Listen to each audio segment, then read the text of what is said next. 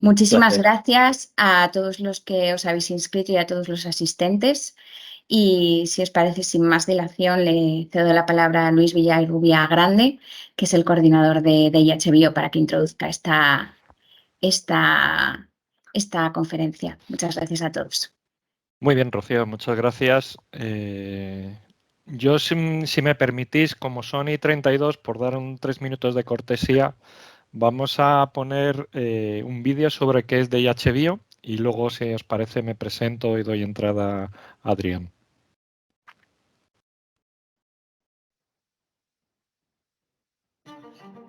Salud, tecnologías digitales, biomedicina, innovación, avance. ¿Cómo se relacionan estos conceptos? ¿Podemos integrarlos para conseguir un mayor impacto? La respuesta es DIH Bio, el hub de innovación digital encargado de impulsar la transformación digital del sector de la salud de la Comunidad de Madrid. Somos el punto de acceso a la transformación digital de empresas y entidades públicas para construir una salud digital de vanguardia al alcance de todos.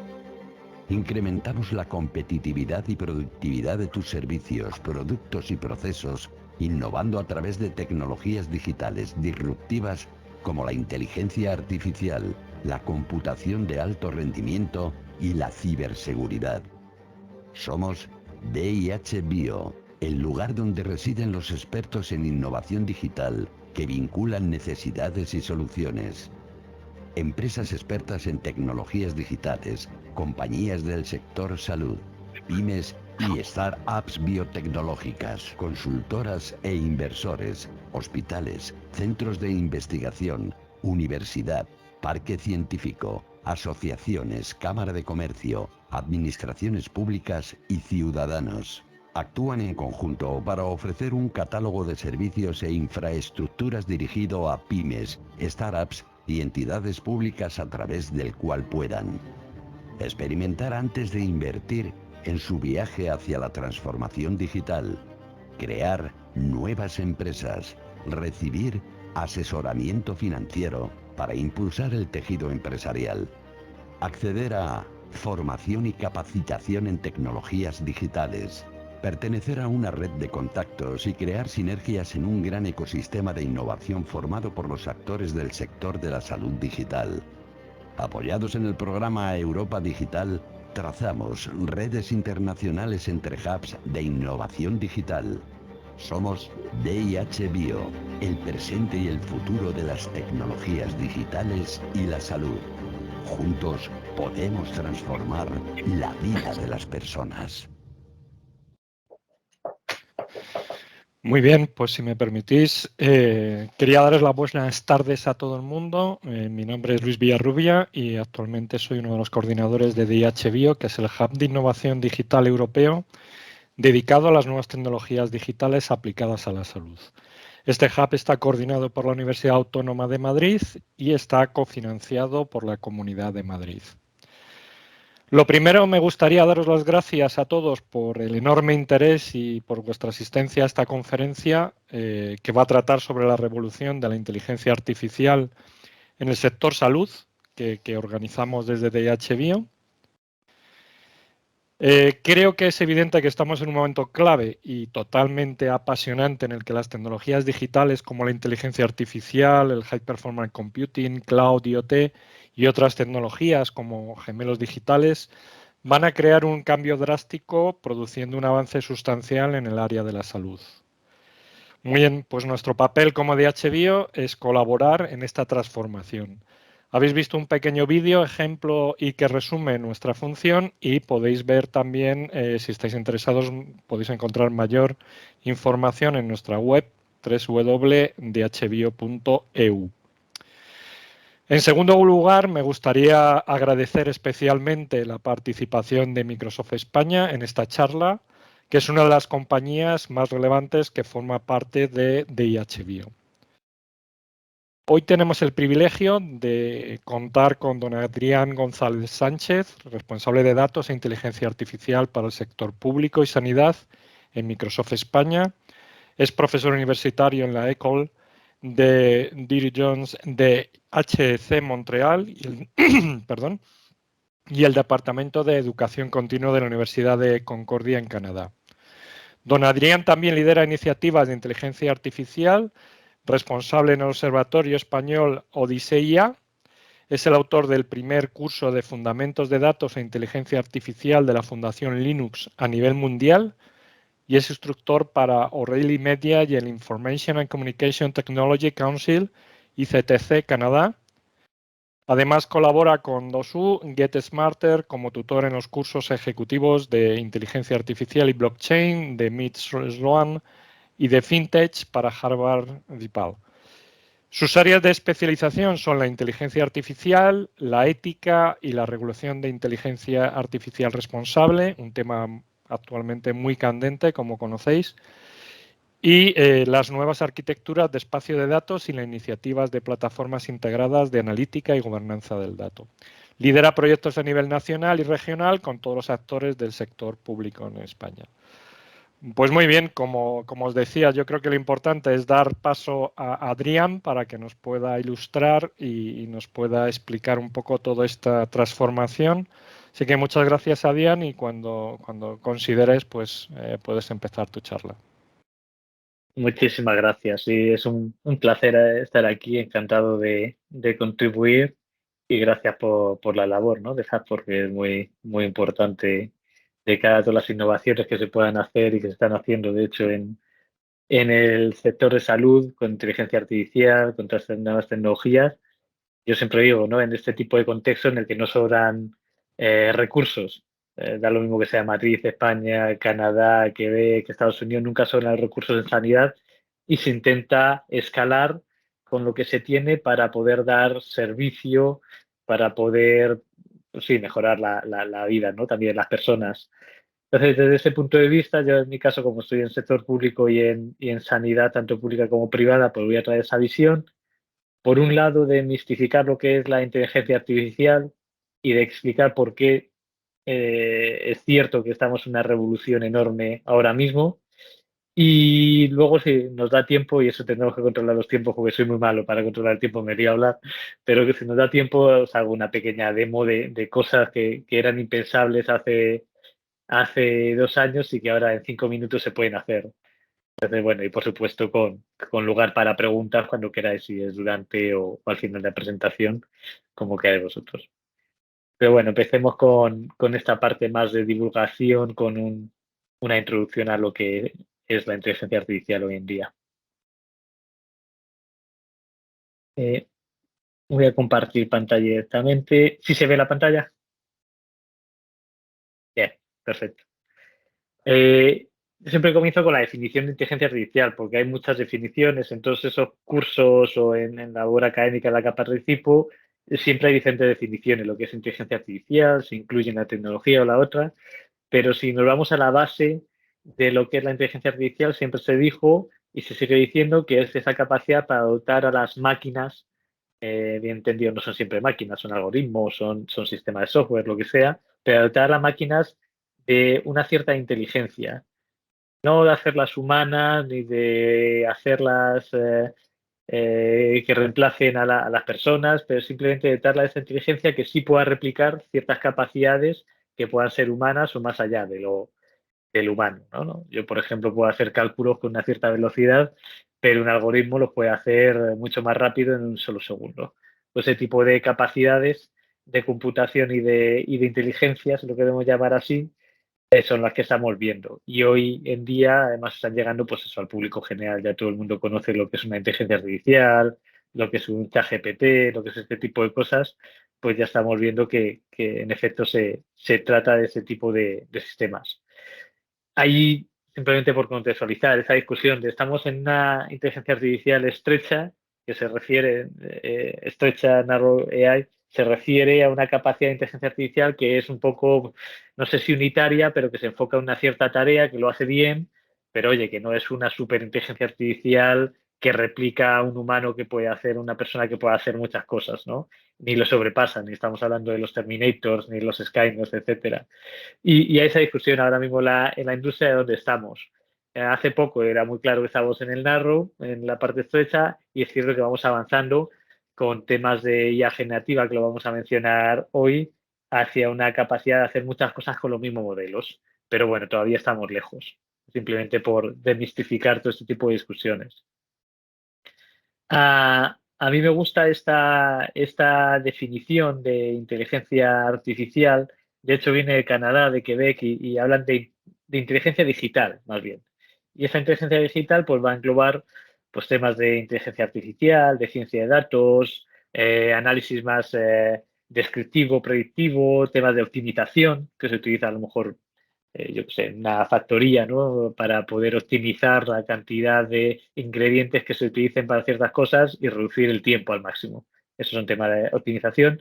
Y lo ponen todo junto como esa familia de tecnologías que no se trata solo de algoritmos y de modelos de inteligencia artificial, sino también de ciertas tecnologías que las apoyan, ¿no? Todo el tema de la nube, los sensores, el IoT, la computación avanzada, la 5G para la parte de comunicación. Y yo creo que eso es, pues bueno, es interesante como concepto también para poner nombre y apellidos al tipo de tecnologías que entran dentro del concepto de inteligencia artificial. Y además me gusta que habla mucho de ese valor económico y social en el que podemos estar hablando, por supuesto, de ganar dinero, de salvar o disculpa, de ahorrar dinero, de crear nuevos servicios, pero que también se trata de democratizar el acceso a servicios, de especializarlos, de mejorarlos. Y eso está muy en línea pues, con la misión que se pueda tener de una inteligencia artificial aplicada justamente al sector de salud.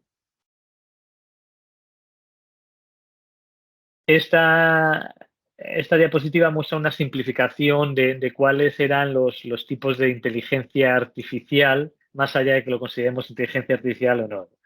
En el pasado, pues al final teníamos una cierta automatización en base a reglas y una lógica predefinida. Si lo veis en la izquierda, pues algo que ya tiene pues bueno, una estructura y dice, si se da tal situación, pues voy a crear una salida, si se da la otra, voy a crear otra salida. Pero hay algo más estático.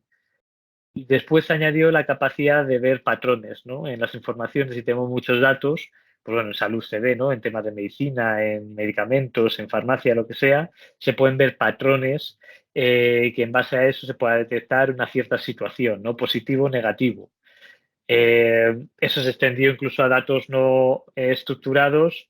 Datos no estructurados significa que no se parecen a una base de datos o un Excel, simplemente que son pues imágenes o texto o lo que sea. Y como veis aquí, un perro y un gato, pues se pueden hacer justamente clasificación de perros y gatos en función de ciertos patrones, ¿no? Que sería el color, la forma, y se puede automatizar todo eso.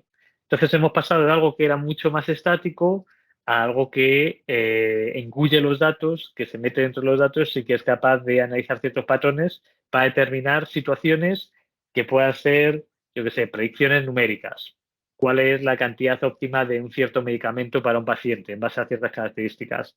O predicciones binarias de clasificación. Si tengo tema de rayos X, ¿no? De radiografías de neumonía y pueden ser positivas o negativas en función del veredicto que se haga. Entonces, ese tipo de cosas se hacen y ya van más en línea con esas capacidades avanzadas. Al final, cuando hablamos de un modelo de inteligencia artificial, lo que tenemos es una entrada y una salida. Lo mismo que tenemos en farmacia, en medicina, en economía, una entrada y una salida, una cierta transformación que se produce. Por lo general, la entrada son datos del pasado que lo que nos permiten es visualizar, digamos, la diversidad de situaciones que queremos predecir. Y vuelvo al caso tonto de perro y gato, ¿no? Imagínate que queremos predecir las fotos de todos los animales del zoo. Entonces vamos a coger muestras de las fotos de todos los animales del zoo que hemos visto en el pasado y la próxima vez que nos llegue una jirafa, pues sabemos que es una jirafa. Lo mismo nos llega una especie que no habíamos visto, ¿no? En ese entrenamiento pasado. Entonces nos equivocamos en la predicción. Esa noción modelo de inteligencia artificial que no es perfecto es muy importante también que la conozcamos en un contexto de salud. Es decir, ningún modelo de inteligencia artificial es perfecto, siempre hay nociones de falsos positivos, falsos negativos, como en salud, hay nociones de desviación con respecto a una estimación numérica, o, por ejemplo, si habéis probado un ChatGPT que pueda dar respuestas que no son totalmente correctas. Pues al final todo esto se basa en estadística y dentro de la estadística pues tenemos modelos que pueden funcionar bien el 80% de las veces, el 90%, 95, 98, depende. Lo que es interesante es pues decir, oye, si no tenemos modelos que son perfectos, tenemos que ver los tipos de casos que podemos tener en salud, en este caso, y qué podemos hacer con ellos. Y si no son perfectos, qué medidas podemos tomar y qué ventaja podemos sacar de ellos, ¿no? Hemos hablado de la clasificación de imágenes médicas, ¿no? De rayos X, de radiografías, pues es una clasificación. Si veis aquí hay dos familias de aprendizaje, uno supervisado, otro no supervisado, que significa que o bien los datos hablan por sí mismos o esos datos se tienen que apoyar en la experiencia de un experto o una experta, ¿no? Los tienen que supervisar. En el caso de salud, obvio, podría ser enfermeros, enfermeras, médicos, doctoras, puede ser todo el mundo que tenga una especialidad y que sobre esos datos puedan dar un veredicto para educar al modelo en base a ciertas casuísticas que pueda haber, ¿no? También puede ser, hemos dicho, el caso de la cantidad de medicamento, pues es una regresión logística, por ejemplo, que es una predicción numérica. O podemos tener una segmentación de los tipos de pacientes, como se hace en marketing, ¿no? Que también nos segmentan cuando estamos en una empresa, como clientes nos segmentan, los que gastan más, los que gastan menos, los que gastan menos pero con más frecuencia. Ese tipo de segmentos que lo llamamos, también se hace. Eso se llama clustering dentro de la inteligencia artificial y son métodos que en ese caso dependen totalmente de los datos, no son supervisados. Entonces, no es el objetivo de hoy entrar en todos estos detalles, ¿no? Porque son matemáticas un poquito más complejas lo que hay en ese tipo de modelos y este tipo de casuísticas, pero simplemente para saber qué podemos hacer hoy en día con la inteligencia artificial y cuáles son las consideraciones que hay que tener sabiendo que no son modelos perfectos. Yo siempre digo, en el caso de medicina, de salud, de farmacia, pues oye, a mí me gusta que el veredicto final o el diagnóstico final, mejor dicho, lo tome una persona, ¿no? Entonces puede haber sistemas de inteligencia artificial que pueda dar una recomendación, a lo mejor puede dar 100 recomendaciones en un día. Entonces el doctor o la doctora pueden tomar esas recomendaciones, analizarlo y tomar esa decisión final de una manera más rápida, más eficaz, ¿no? Porque ya han tenido todos los análisis que debían tener, tienen una prescripción y a partir de ahí pueden tomar esa decisión. Entonces, ese tipo de casuística en la que colaboramos entre, digamos, hombres y máquinas o personas y máquinas va a ser muy común en el medio de la salud y ya está sucediendo, de hecho. A nivel de evolución de la inteligencia artificial, esto no es nuevo. Comenzó, al menos como concepto, en los años 50 en una conferencia en Estados Unidos de profesores universitarios en Estados Unidos. Las principales universidades acuñaron ese término, se fue empleando más y más en el mundo de la investigación, pero es verdad que sobre todo en los años 90 es cuando se empezó a utilizar más todo el tema de machine learning, ¿no? De aprendizaje de máquina. ¿Para qué? Pues bueno, sobre todo en temas de finanzas, en temas de seguros, ¿no? Para calcular el coste de un seguro en función de la casuística de una persona. Por ejemplo, eso se puede hacer. Ese tipo de casos han madurado mucho, ¿no? Durante esos años. O la predicción de fraude de un cliente en un banco. O el riesgo, ¿no? De default de una compañía. Eso se hace. Y eso fue en los años 90. Sí, en los años 90 se estuvo haciendo bastante y no es nuevo y se considera que entra dentro de la familia de inteligencia artificial. Por mucho que ahora estemos escuchando hablar de la inteligencia artificial como si fuese algo nuevo, no fue así. Incluso más, en 2017 más o menos hubo el boom de lo que llamamos el deep learning, el aprendizaje profundo, que yo lo defino, lo simplifico como una especie de machine learning en esteroides, ¿no? En dopado, de unas capacidades de consumir muchísima información basada en una arquitectura ligeramente diferente que simula, entre comillas, la estructura de las neuronas, red de neuronas de nuestro cerebro para procesar información y para sacar conclusiones donde antes los modelos más básicos no eran capaces de hacerlo, bien porque faltaba capacidad de computación, porque no podían consumir tan alta cantidad de información, etcétera.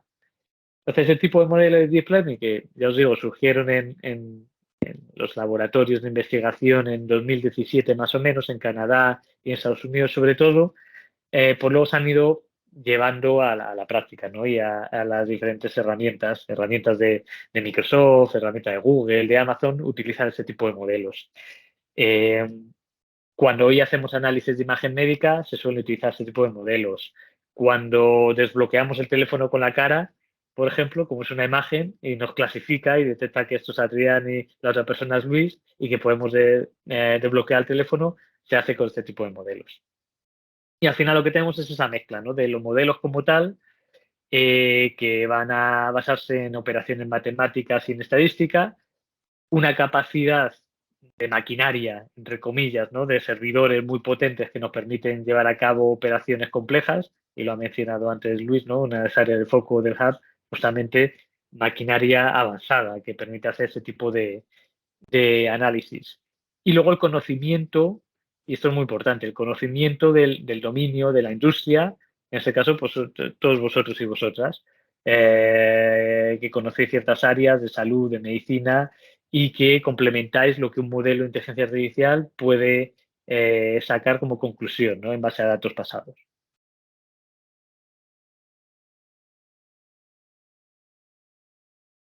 Si nos centramos en qué está sucediendo ahora, porque habréis escuchado hablar, ¿no?, de ChatGPT, de la IA generativa, de Microsoft, de Google, de todas las empresas, ¿no?, que están metiendo muchísimo dinero, inversión, esfuerzo en desarrollar modelos de IA generativa.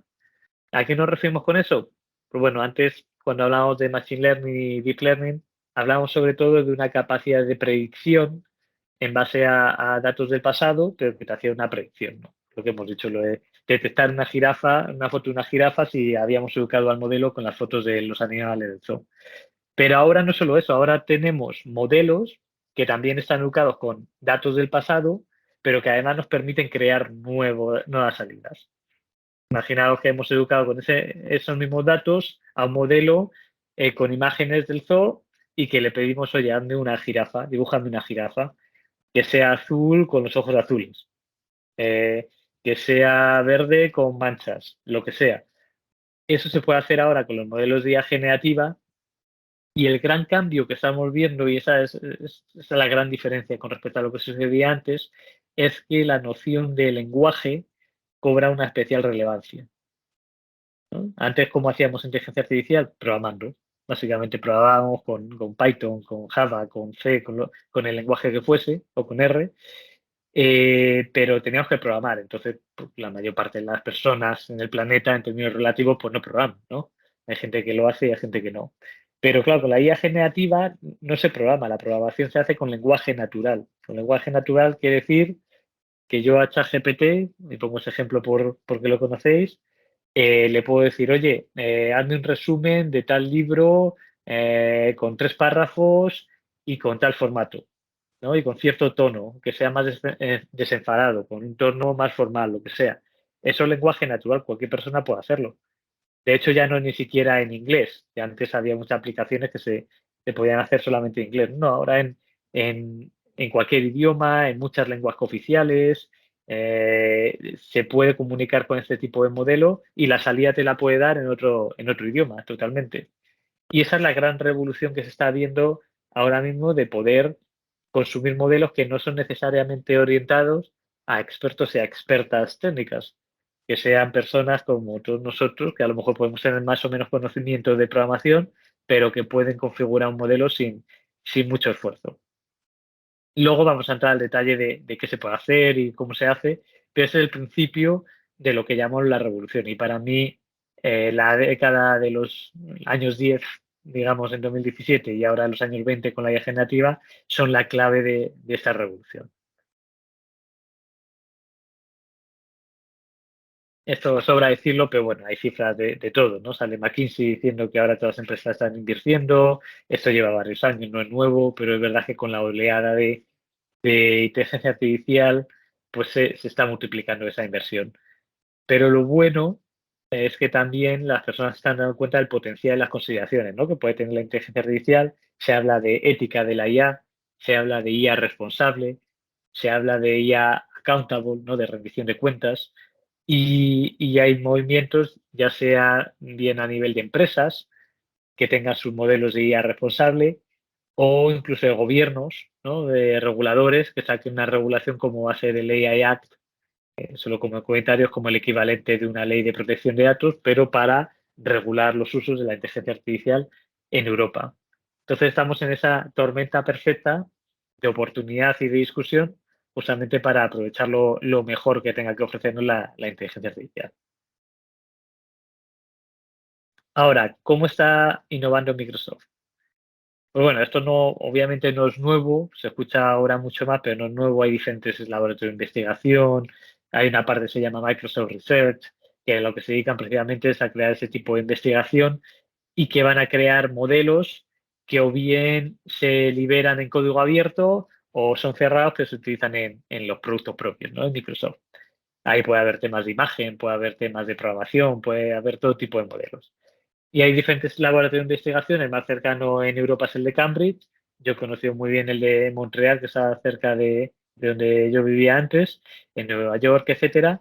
Y ahí, pues como en toda industria, hay una cierta competición ¿no? entre empresas y organizaciones para ver quién saca los mejores modelos, los que funcionan mejor, los que pueden hacer el equivalente de un rendimiento humano, quién va a publicar más modelos e investigaciones.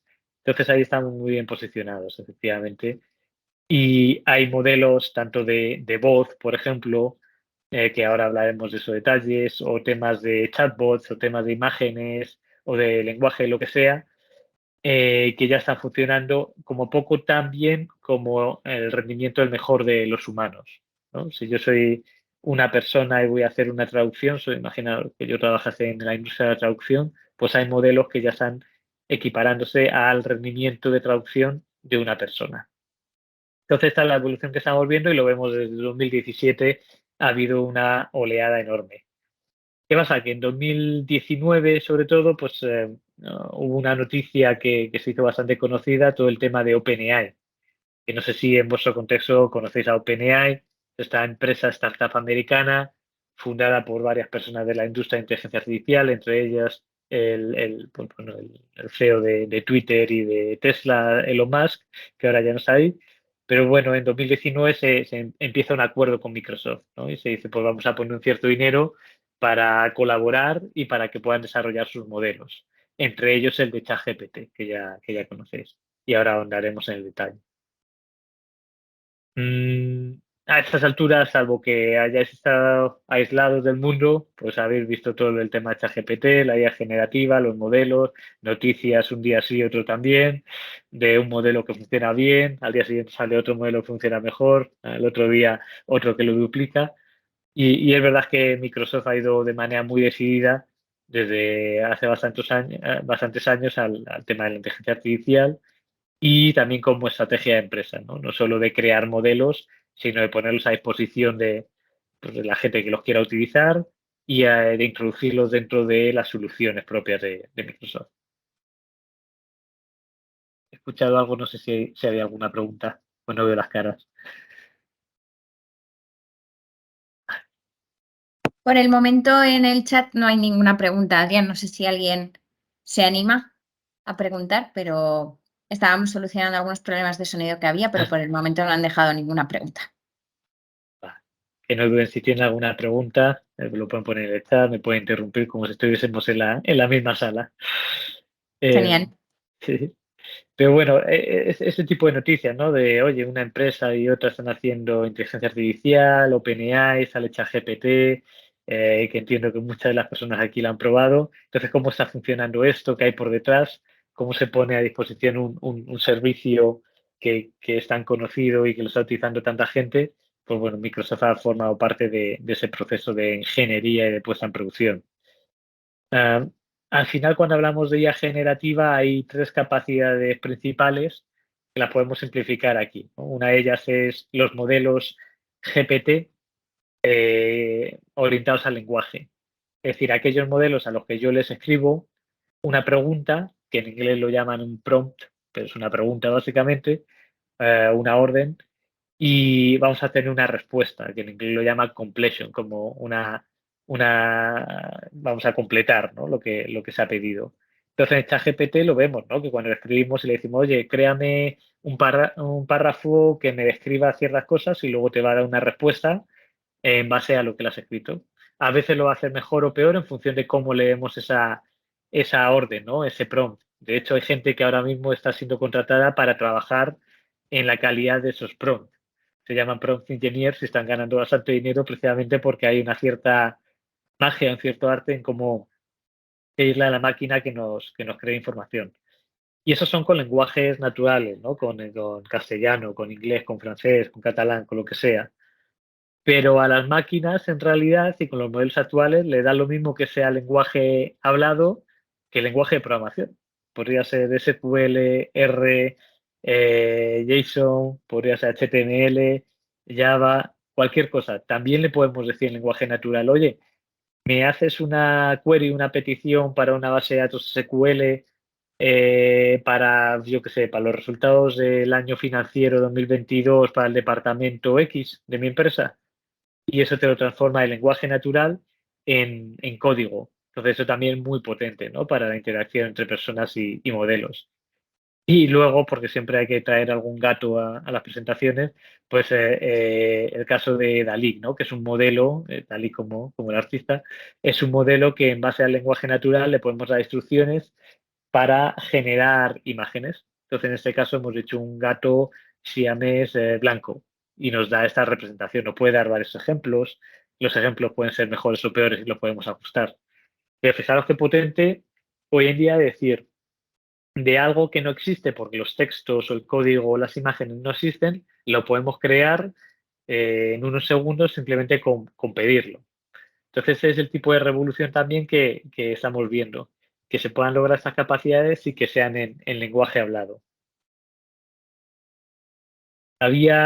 Recuerdo una entrevista, un podcast que le hacían a Bill Gates, al fundador de Microsoft, que ya no es el CEO de la empresa, pero es advisor, y que decía que ese tipo de capacidad de lenguaje natural o lenguaje masivo, estos modelos superpoderosos de IA generativa, son el equivalente de lo que las interfaces de usuario, ¿no? Las interfaces visuales de Windows y tal, fueron a los sistemas operativos antiguos, como MS2. Los sistemas operativos antiguos eran puro texto, ¿no? Una pantalla negra con letras blancas, y cuando se crearon las interfaces visuales, ¿no? El escritorio, los iconos y tal, se facilitó el uso.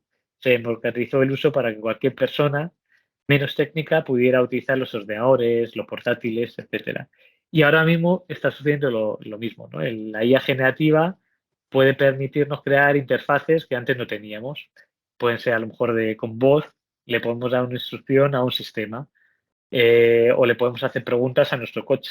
El otro día, no sé si esta semana o la semana pasada, salía Mercedes-Benz, que había incorporado una especie de ChatGPT hecho con Microsoft justamente para hacerle preguntas a través del coche. Pues bueno, esos son interfaces que son diferentes, ya no hay una interfaz visual. Y eso, insistimos, es una revolución muy potente. Al final, la diferencia aquí es decir, oye, teníamos modelos antes que hacían una cosa, ¿no? En cada momento podían hacer una cosa al mismo tiempo. Teníamos modelos que nos podían detectar el sentimiento de los comentarios de una red social, por ejemplo, con una cierta confianza. O nos podían detectar la intención, ¿no? Oye, yo quiero comprar o yo quiero quejarme. Pues bueno, eso es una intención, se podía detectar en base a lingüística. O se podían hacer resúmenes, o se podían clasificar textos, se podían clasificar libros, ¿no? En función del contenido se podía clasificar el tema. Y eso eran modelos unitarios. Para cada cosa teníamos un modelo. Para cada cosa un modelo con una cierta complejidad de utilización.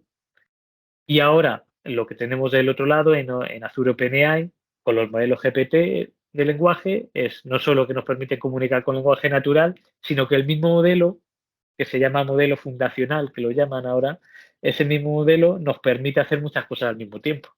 Entonces, por eso que vosotros vosotras cuando veis un chat GPT se le pueden preguntar muchas cosas diferentes y lo hace, y el mismo modelo que va por detrás está trabajando para daros una respuesta.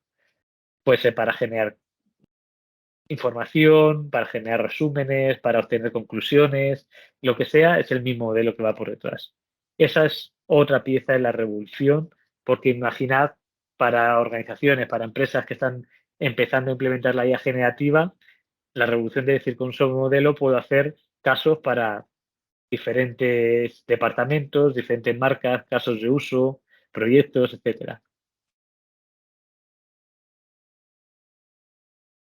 Al final hay otra parte, y no por hacer el pitch aquí de venta, no es para nada la intención, simplemente para que veáis que aparte de crear los modelos y ponerlos a disposición en la nube, que lo veremos en un par de segundos, también se está incorporando dentro de la solución de Microsoft como una manera de crear lo que llamamos copilotos, ¿no? Entonces, los copilotos son asistentes al lado derecho, por lo general, de la pantalla, que lo que nos permiten es comunicar con ciertos sistemas complejos, ¿no? Un sistema de búsqueda como el de Bing.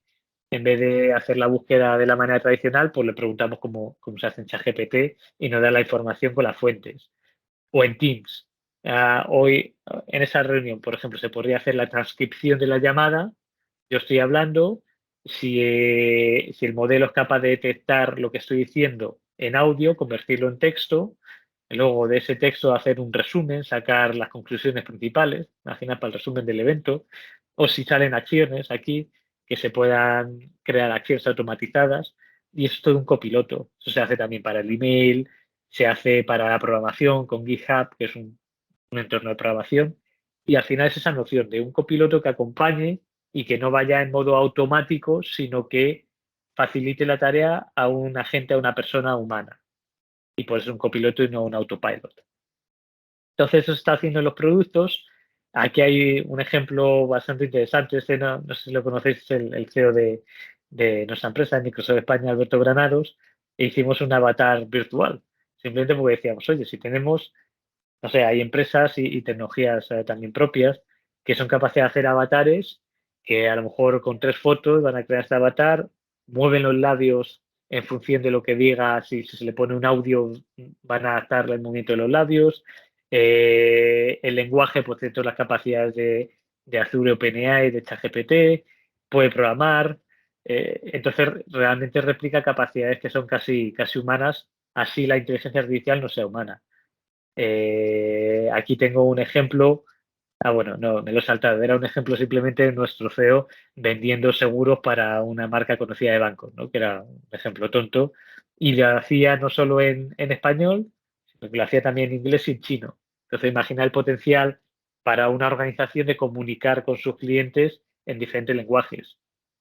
O para servicios médicos, ¿no? Yo trabajo con las diferentes comunidades autónomas y me decían en una de las comunidades autónomas, oye, tenemos parte de la población que no habla ninguna de las lenguas oficiales, ni castellano ninguna, que hablan a lo mejor mandarín o árabe y nos gustaría poder comunicar con ellos. Entonces, ese tipo de tecnologías también sirven para ir y facilitar esa comunicación con las personas en un contexto médico.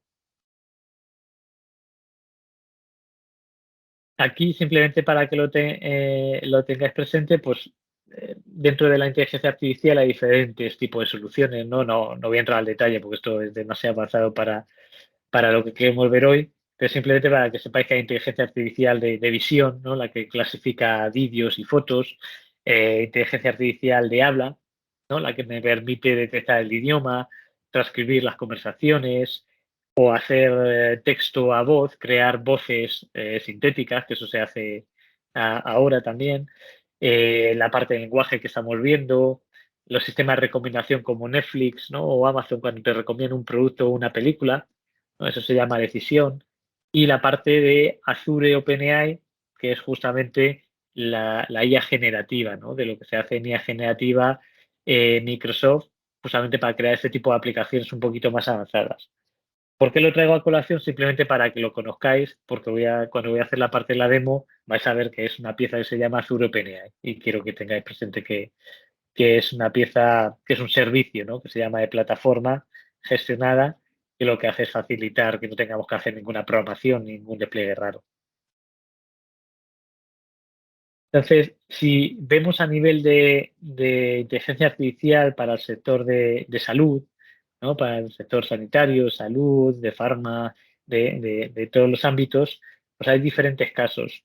Yo he traído varios y lo que pasa, si queréis, antes de ir al detalle, por hacerlo un poquito más dinámico, lo que voy a hacer es compartir otra pantalla y os voy a enseñar una demo, ¿vale? De la herramienta y os voy a explicar cómo funciona. Y vamos a ver si funciona bien, porque lo voy a hacer en directo y no lo he probado antes. Quería hacerlo más dinámico y menos preparado. Me gustan así las demos. Entonces, vosotros imaginad, estáis trabajando con vuestro ChatGPT privado, vamos a decir, de contexto médico, ¿no? Un ChatGPT que os permite hablar de medicina, ¿no? No de amor o de fútbol, de medicina.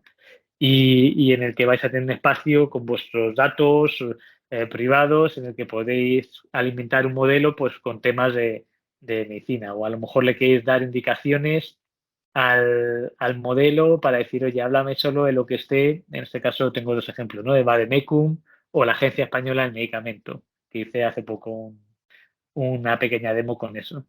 Entonces, al final lo que hay es creo que en español lo llaman un área de juegos, ¿no? Que es un playground, que se parece mucho a lo que ya conocéis, se parece mucho a lo que conocéis de un ChatGPT. Lo que pasa es que esto ya es un ChatGPT profesional, ¿no? Para las empresas, para poder hacer ese tipo de implementación. Y si hacemos un ejemplo, yo que sé, ahora mismo voy a quitar esto y ahora os explico lo que significa. Voy a continuar.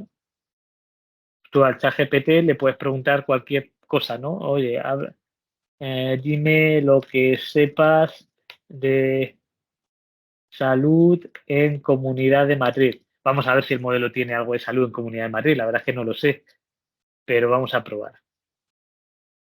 Pues dice, como modelo autonómico de salud, la Comunidad de Madrid tiene una red de hospitales públicos, centros, etcétera, etcétera, etcétera.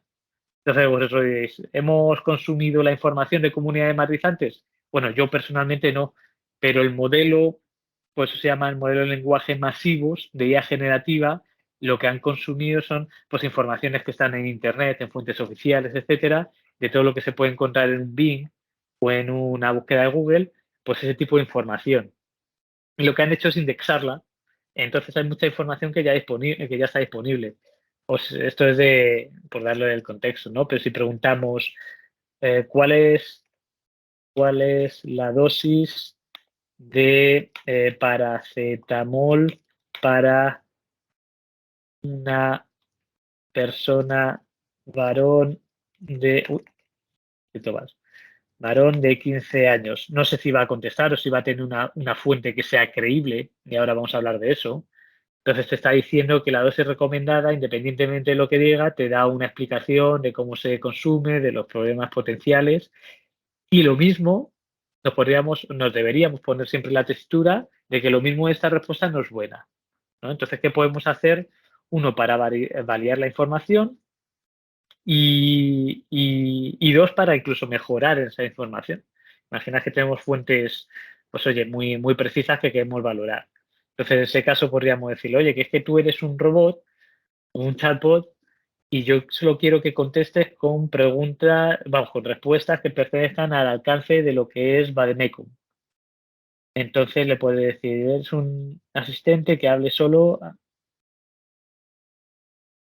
de estos temas, topics, y lo estoy haciendo en inglés, pero podría ser en español, ¿eh? Ya habéis visto que funciona de cualquier manera. Vamos a ver si funciona. Lo voy a intentar, que a veces no funciona tan bien, pero aquí le voy a preguntar, háblame de qué, de Piqué y Shakira. No debería contestar salvo que haya algo en la página web del Bademecum, pero vamos a ver.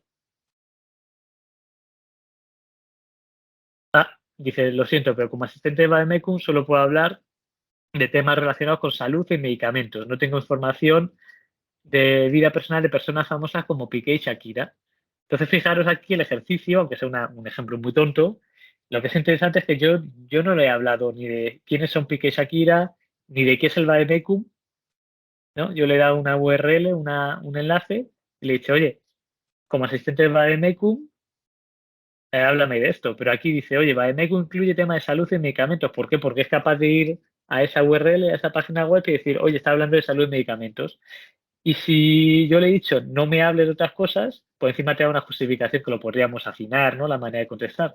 Pero dice, no tengo información sobre la vida personal de personas famosas. Que eso es porque también conoce a Piqué y Shakira en el modelo de lenguaje masivo. Entonces ahí ya te pregunta, oye, ¿en qué puedo ayudarte? Pues oye, háblame, yo qué sé, háblame de, no sé, un medicamento, de medicamentos para la alergia que no den mucho sueño. Y vamos a ver qué reconoce, porque lo mismo no reconoce nada, no entiende lo que yo le estoy diciendo. Entonces dice, existen varios medicamentos para alergias que no causan solo somnolencia o que causan unos pocos menos.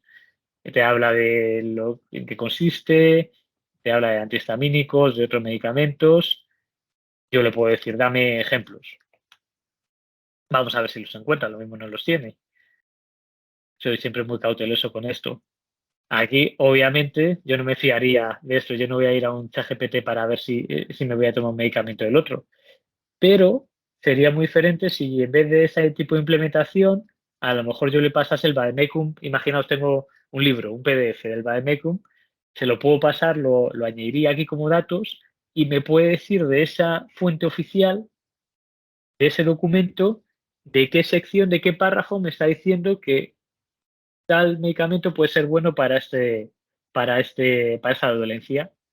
Y entonces ahí ya sí se puede meter la noción de incluir fuentes de la explicabilidad. Entonces, no sé si habéis visto Bing Chat, por ejemplo. Voy aquí, le voy a decir, háblame, tal. Me dice cómo te puedo ayudar. Esto es Bing, esto es simplemente el buscador de Microsoft. Y le digo, pues bueno, dame las mejores opciones de medicamentos para la alergia que no den sueño y añade fuentes de webs fiables, ¿no? Porque no es lo mismo si me va a decir este medicamento lo recomiendo porque viene del Vademecum que si viene de otro tema. Entonces, fijaros, más allá del resultado que nos va a dar, que lo mismo nos deja porque dice no quieren recomendar medicamentos en esta plataforma, podría ser el caso. Bueno, va a contestar aquí, pero antes de entrar en eso, aquí lo que estamos diciendo es medicamentos, alergia, reconoce esas palabras, esas entidades, sueño, conecta la palabra sueño con somnolencia. Yo no he dicho somnolencia, he dicho sueño. Entonces, esa relación lingüística, distancia matemática entre las palabras, también la tiene en cuenta. Así es como se educa a los modelos. Y vamos a ver, porque yo le he dicho, oye, dame fuentes de web fiables, a ver si tiene el concepto de algo fiable. Entonces me está dando la Clínica Mayo, entiendo puede ser, Bequia Salud, no lo sé, Salud Responde, Heraldo. Pero a lo mejor tendríamos que darle un poquito más de especificación. No, solo fuentes de clínicas u hospitales en España o Francia. Vamos a ver si lo entiende. Y ese tipo de dinámica se puede hacer porque ya hemos preconsumido esa información. Pero fijaros que cambia mucho la percepción de una inteligencia artificial, sobre todo en materia de salud y de sanidad, que nos pueda dar las fuentes, ¿no? Que yo sí me ha dicho que hay estas medicinas, ¿no? de alergia. Y hablo de la alergia porque como notáis tengo la nariz un poquito taponada hoy. Entonces hablo de la alergia aquí y me dice Clínica Mayo, yo podría ir y mirar a ver qué dice la Clínica Mayo. Obviamente tengo que ir al médico, no tengo que buscar protección aquí. Pero simplemente para ejemplo que podría ser un chat interno, ¿no? Que se utilice en el dominio de la salud en los hospitales. Entonces aquí, por ejemplo, está encontrando fuentes, pues le he dicho España o Francia. Entonces ya está conectando no solo los temas, pero fíjate, aquí, por ejemplo, lo ha mezclado con un tema de refugio de montaña. ¿Por qué será esto? No tengo ni idea. Entiendo que hay algo lingüístico que no ha funcionado, que hace una conexión entre refugio y montaña. Yo le podría decir un refugio no es un hospital y seguir así todo el día. La verdad es que podríamos ir así todo el día. Pero veis este tipo de capacidades y veis la dinámica de cómo funciona.